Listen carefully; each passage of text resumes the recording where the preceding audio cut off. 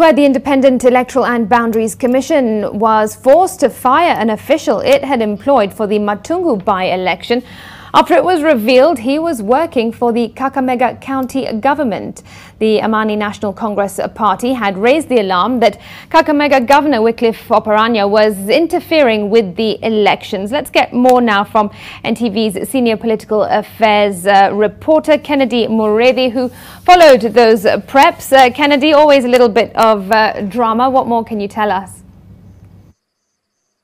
Well, a very good evening to you, Smith, as you say. And we were awake at 8:30 o'clock in the morning, and we were in Mululu, that is at Amani National Congress Party leader Musalia Mudavadi's home, where he made these allegations.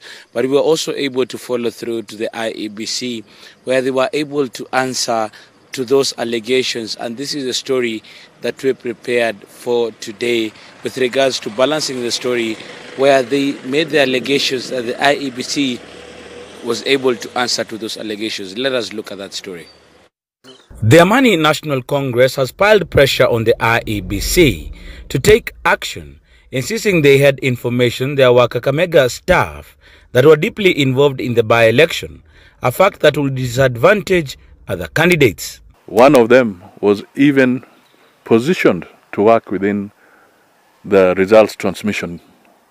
He's an IT person, but he's an officer of the Kakamega County government. The particular individual has been asked to step down from that position and will not be involved or engaged in any electoral process in this particular constituency. The ODM party has distanced itself from the claims of planting one of the county staff in the IEBC system to aid their victory.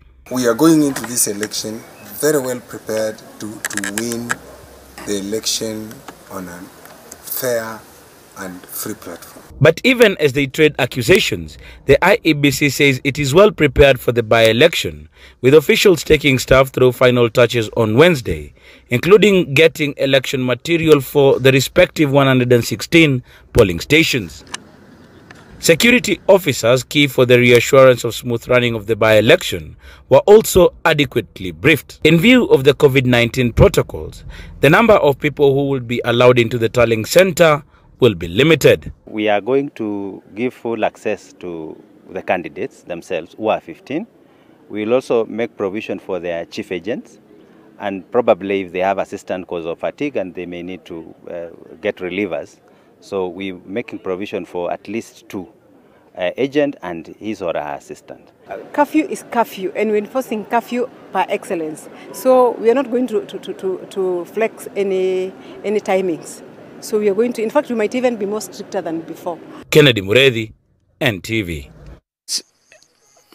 Well, Smith, you know that everything I touch turns to gold, and tomorrow will be one of those days where everything that we do touch is going to turn to gold. With my camera person, Paul Basweti, and also Samuel Mbao, who is our pilot, everything is going to go as planned because we are not sleeping today.